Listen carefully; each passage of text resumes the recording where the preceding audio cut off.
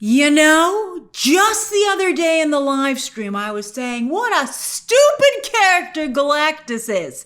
Some of you were appalled. But then when I actually saw him in this movie, he turned out to be my favorite, and not by process of elimination either. I actually think he's very cool in this film. One of you said, Grace, are you going to stop judging this stuff before you actually see the movie? And I said, heck no. I'm in the opinion business. And of course, movies are sold by trailers to a degree. So I'll continue to form opinions based on the information that I'm given. But of course, I will admit when my opinion changes, as it did with this film once I finally saw the character. 37 movies in. 37! Whew! I would agree that Fantastic Four First Steps is, from a craftsmanship perspective, Marvel's most ambitious movie to date. And I continue to be amazed that that was not conveyed in the trailers, speaking of trailers and putting your best foot forward in the ad campaign.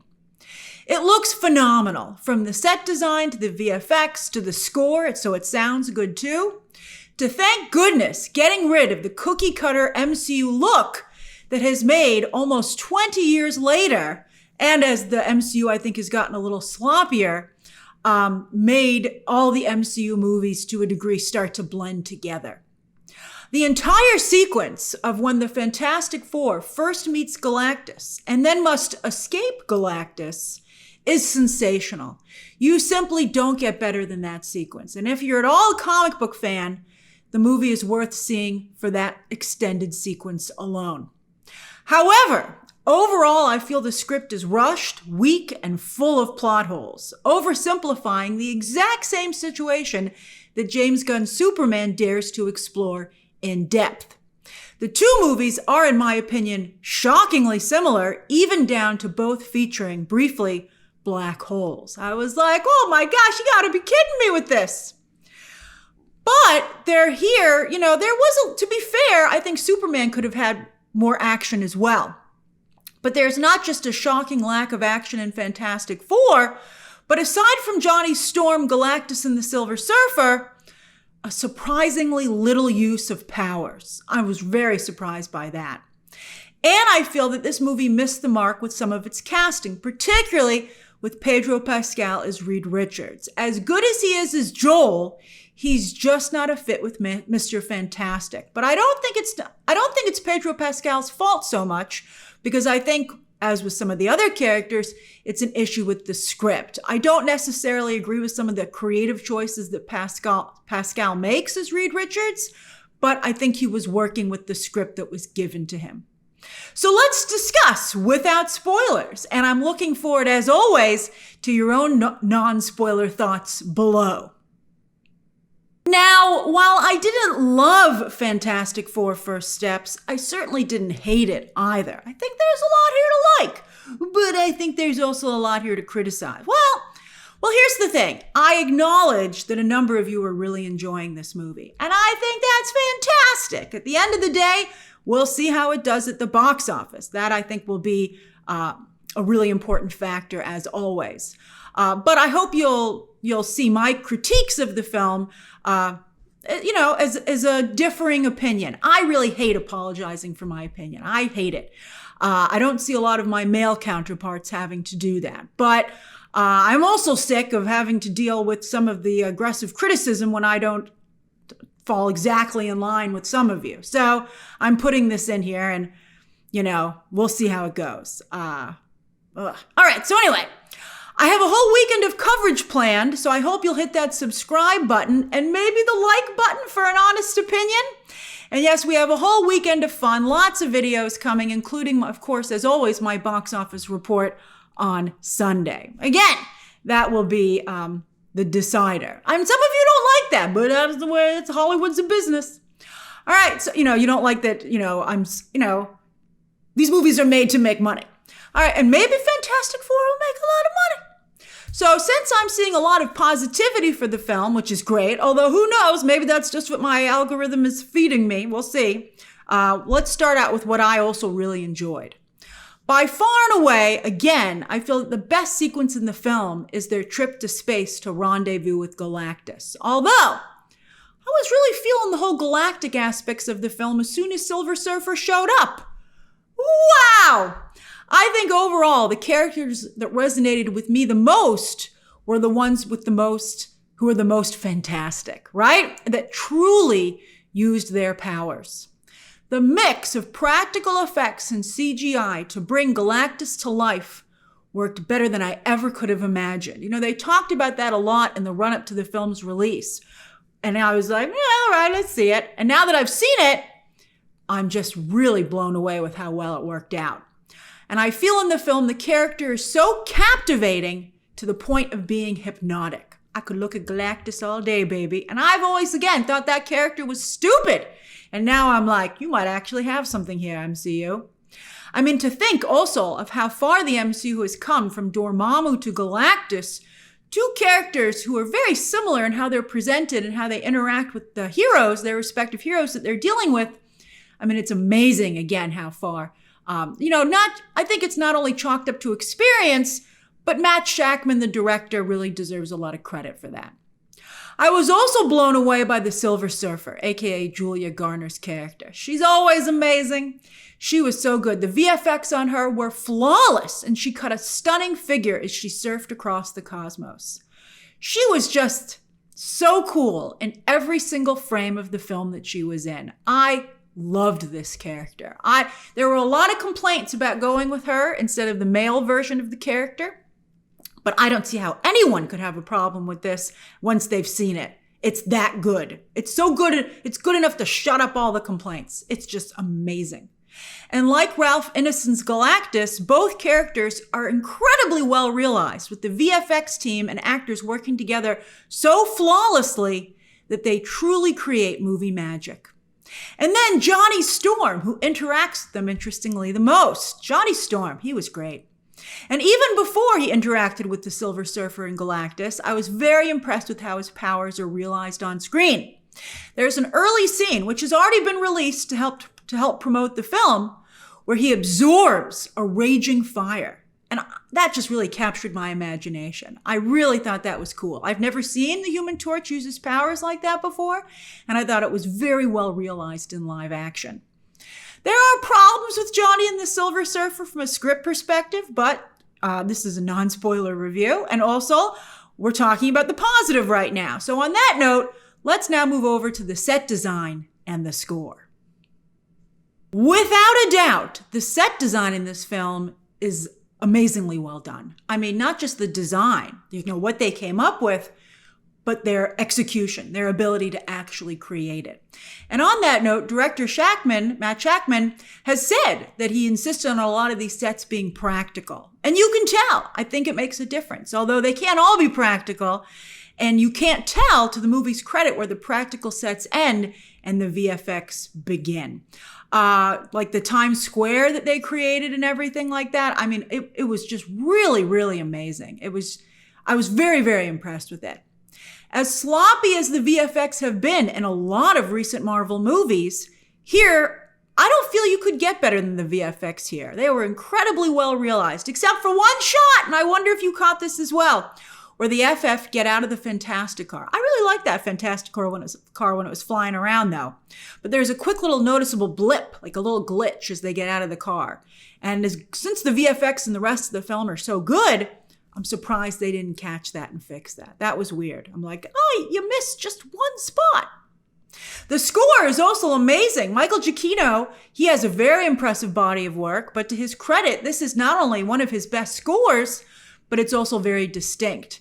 He also scored, of course, the very similar The Incredibles, and so I'm glad that the two I think the scores being so different helps to differentiate the two properties. Of course, as many of you like to point out, The Incredibles is based on the Fantastic Four. And actually, now that I've seen the two films, I think that the Fantastic Four, in my opinion, maybe that's why, I don't think they capture the family dynamics anywhere nearly as well as the Incredibles movies do.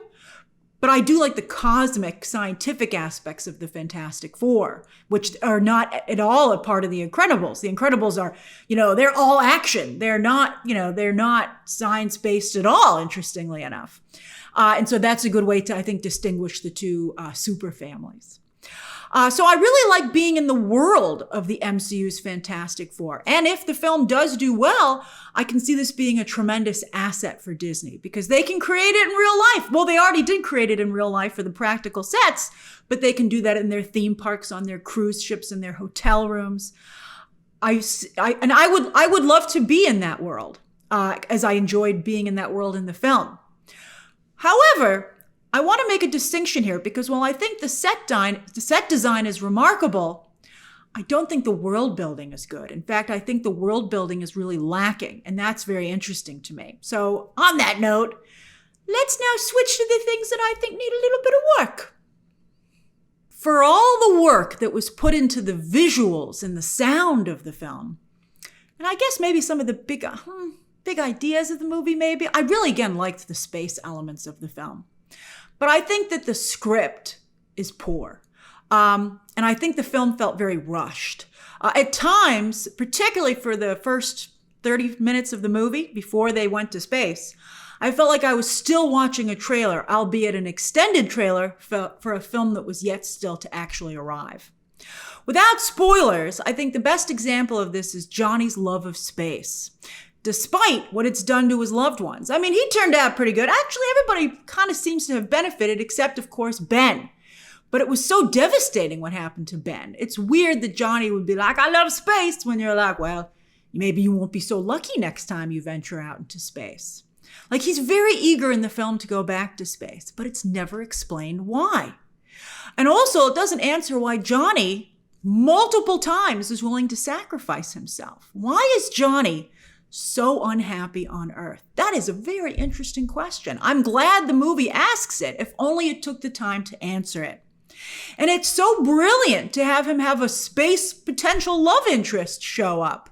And I wish the movie had time to really do a true romantic subplot for him and the Silver Surfer. I'm like, where's that movie? I'm interested in that film. Also, as the ad campaign has already revealed, so it's not a spoiler, Galactus wants Reed and Sue's baby. And the people of Earth are like, well, what's the problem here?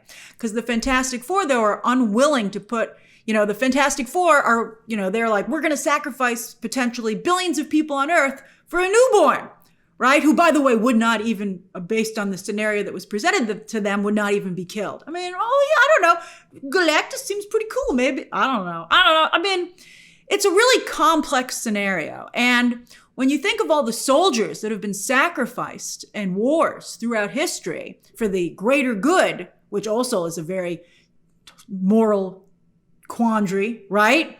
And how also, by the way, people reacted to that baby in Squid Game Season 3. I saw a lot of comments about, who was more, the baby or our lead character that we knew.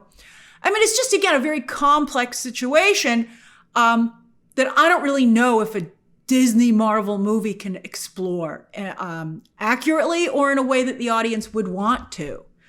It's like, why even have, it's like that recent Knock in the Cabin movie. Like, I remember debating that film, and then eventually the person I was talking to was just like, why are we even discussing this? It's too horrible, and this is supposed to be light and fun, right? Maybe not an M. Night Shyamalan movie, but certainly a Disney Marvel film. I would not have made this the scenario.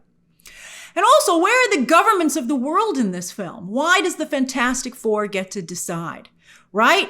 Here, it seems that the Fantastic Four, through the Future Foundation, have carte blanche to do whatever they want on the behalf of the entire Earth.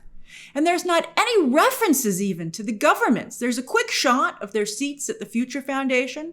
You see that little Latveria Easter egg, right?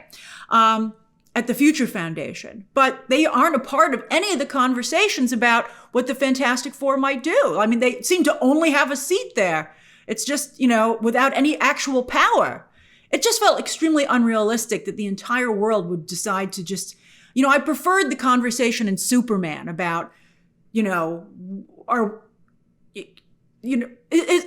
like, it just seemed very unrealistic here to me. I don't want to give away any spoilers. I also don't think it works to put so much focus on a baby who can't speak and doesn't do much for most of the film when you have 4 adult characters that are desperately in need of more development. And you not have... Again, I felt the movie to some degree was a little bit on fast forward when it came to the emotional components. Before you could even care about the Fantastic Four, you were moving on to the next generation. And by the way, on a side note, I'll just say it here, Franklin has never been established particularly well in the comics. His sister, Valeria, is, I think, a better established character. So even as a comic book fan, I have nothing to latch onto with Franklin. He's just a giant question mark. And maybe there's potential there, but not in this movie. You know, it's not like Wiccan where you're like, I know what he's going to become. You're like, okay, you know, like, but he's not going to become that in this movie.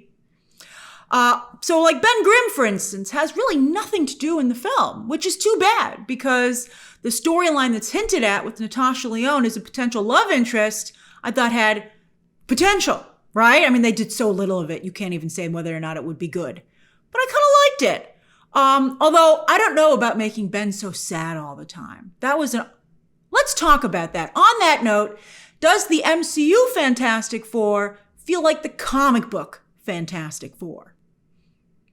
I'm particularly curious to hear your thoughts on this because while I'm of course familiar with the Fantastic Four and have read a decent number of their comics, I certainly don't know them as well as the X-Men and the Batman characters, where I'm like, I know those characters. Here, I have a pretty good idea. And I would say from my perspective, the movie significantly changes them from the comics. But, you know, I'll be curious again to hear your thoughts on this with no spoilers. So Johnny, I would say, is probably the closest to his comic book counterpart, which is maybe another reason that he works the best for me. Ebon Moss-Bachrach's Ben Grimm, way too sad all the time. He only really plays one note here, although again, he doesn't have a lot of screen time to be able to play other notes.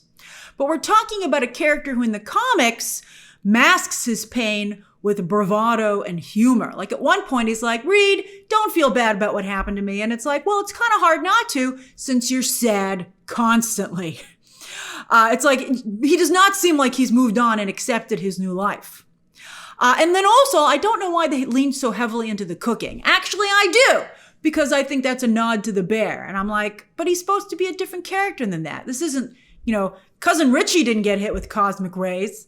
You know, this is supposed to be Ben Grimm. So whenever they would do the cooking, it kind of took me out of the movie a little bit.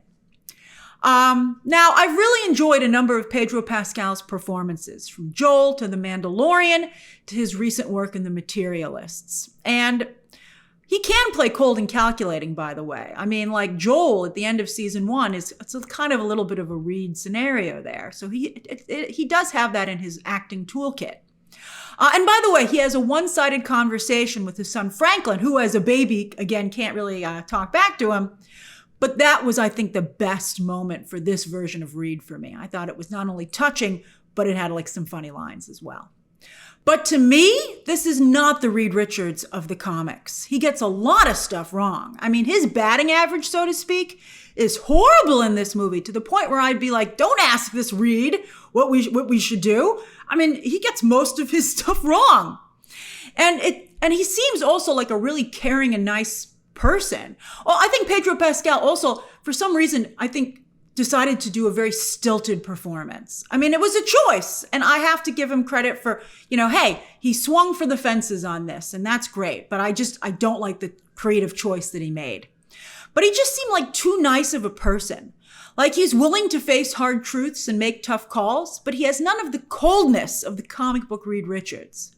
Sue Storm is supposed to often feel like a neglected wife, which is why she ends up having a flirtation and a little bit more with Namor in the comics. In the comics, Reed's one true love is science. But here, it's Sue Storm. That is a huge change. They're trying to really push them, in not just the movie, but in the promotion for the film, as this great love. But at least from my perspective, that's never been something, I would never define Reed and Sue in the comics in that way. Because of this change, I get the feeling that the MCU is trying to replace Wanda and Vision with Reed and Sue. I know. I wonder if that's true. That's certainly, again, the feeling that I got when I was watching this movie. Now, I don't know what's going on with Elizabeth Olsen and Kevin Feige. I mean, she keeps saying she's done and she doesn't know when she's coming back. She doesn't think she wants to come back. Maybe it's an Andrew Garfield style fake out. I know a lot of us are sure hoping that's what's going on. But even if it is a fake out, I don't know how they're going to have two star-crossed couples with extraordinary children who both even are centered around doom. That's incredible to me, especially when Wanda, Vision, Billy, and Tommy's story is not resolved. Are we just going to put a pin in that and now move to this one? It's weird to me. And one of the reasons that Wanda and Vision's romance works so well is that Marvel had the time to build it into something truly epic. Whereas like when they have that line about we've said goodbye before, so it stands to reason we'll say hello again. That works so well because you've seen it happen, I think, in an organic way multiple times. So you're like, yeah, hopefully. But here it's like they want us to accept Reed and Sue's love right away. And almost like a substitute for Wanda and Vision. They're like, look, they love each other too. And you're like, do they? I mean, that's nice. I'm happy for them. But I mean, we weren't there for that. We didn't see their relationship spark and then grow, right? And the tragedy of it. So to try and accept them, I think feels like a betrayal to those of us who are fans of what has been done with Wanda and Vision. And also, again, is not comics accurate. So I'm like, it feels like a weird glitch. You're like, but it's not from the comics. So what are you doing?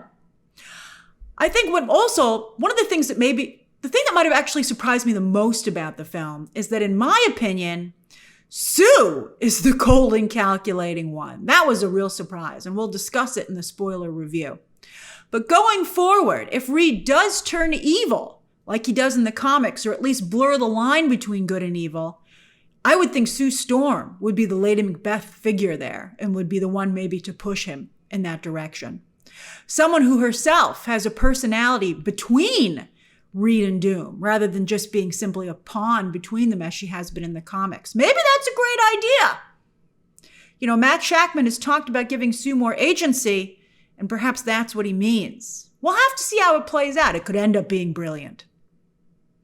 But speaking of Matt Shakman, I continue to think it's been a mistake for Marvel, particularly for 3 movies in a row, to elevate streaming directors to the big screen. There's a learning curve, and I don't think you want your directors learning on your very important MCU movie. I do think that of the 3, Matt Shakman fares the best, but he has similar issues, most noticeably, I would say, a lack of action. But maybe their follow-ups will be better. And I bring up Bryan Singer often in this type of conversation because his ability to direct a blockbuster increased exponentially from the first X-Men to the second. And on that note, I feel that this movie has all the ingredients of an X2. I feel this movie right now could have been an X2, but it's not. I think largely because Reed and Sue barely use their powers. I think that both of them, particularly Sue, could have been a Mystique level character if she had been allowed to truly, especially when you've seen how the character has used her powers more and more in the comics. It was, I'm glad that, she's not been taken all the way back to the way she was in the 1960s as a character who was very weak and fainted all the time and stuff like that. But, they could have done so much more with Reed and Sue, particularly when you see how Elastigirl is used in The Incredibles. And their powers, while used a little bit, were not at all in interesting or inventive ways. I thought most of the time, particularly with Reed, they only used the powers to remind you that they had them. They're like, oh yeah, don't forget he has stretchy powers. He pulled that lever from across the room. And you're like, that's it? And they're like, leave us alone. Look at that Galactus. And you're like, that is pretty good. So yeah, that was shocking to me that they didn't utilize those characters in particular more. That's why I think I preferred Galactus, Silver Surfer, and Johnny so much, as they used their powers a great deal in very exciting and inventive ways. Also, unlike James Gunn's very crowded Superman movie, the secondary characters here just took up space and time. I can't tell you how much I disliked Paul Walter Hauser's character. And I was like, are those, well, I don't have any spoilers, but I really disliked his character. Time and space that was badly needed for the main 4 characters. And Superman, well, that's interesting. Superman has 3 main characters, but those characters I think are better established. So you can get away with more shorthand. Whereas the Fantastic Four, despite there having been so many movies with them at this point, I still think the mainstream culture has a long way to go in establishing their personalities. That's interesting also. In the comics, the Fantastic Four, at least to me, have always seemed very isolated as a team. And they want to be isolated. They have very little interest in working with other, sometimes they've invited other members to be part of the Fantastic Four, but you rarely see them venturing outside of their own space. And I think for better and worse, this movie captures that isolation. Fantastic Four fans, what do you think of this movie from a comic book accuracy standpoint? And you can have a complex answer. You don't have to be totally in one camp or the other. And then as for you who don't read the Fantastic Four comics, but of course you're obviously somewhat familiar with the team because of the previous films, what do you think of the MCU version of these characters? I like a lot of what Marvel and Matt Shakman do here, stylistically and in terms of quality. I think that's really excellent. But they still haven't managed to make me interested in the Fantastic Four as a team. I'm still far more interested in the Avengers, and I'm excited about the X-Men. A lot of us were like, Fantastic Four ahead of X-Men, and we'll see. Maybe that's all to set up Doom. But I've never been that interested in Doom either, to be honest with you. Although I do think Secret Wars is a good comic. We'll see how it plays out. The Fantastic Four is still way below the Avengers and the X-Men to me. And Spider-Man. I love comics, though, and I will always love comic book stories in any medium. I always want to see what is done. But I think that we're reaching a point in Hollywood overall where it would be hard for me to recommend these new movies to casuals. Because they've just, at this point, either you're interested in comic book stories or you're not. I don't think they're doing anything extraordinary. And maybe that's one of the reasons that nostalgia plays have done the best recently. Bringing back the Spider-Man, bringing back Hugh Jackman, right? Because I think that that's something for casuals to help them be, more interested. That's fascinating to me. So we'll see. We'll see again how Fantastic Four performs.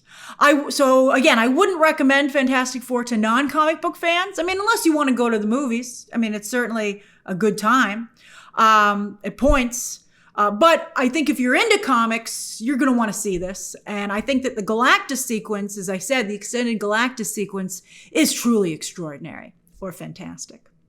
All right, so what did you think? Share your thoughts down below. Subscribe today. And of course, as always, you can check out some more videos right now.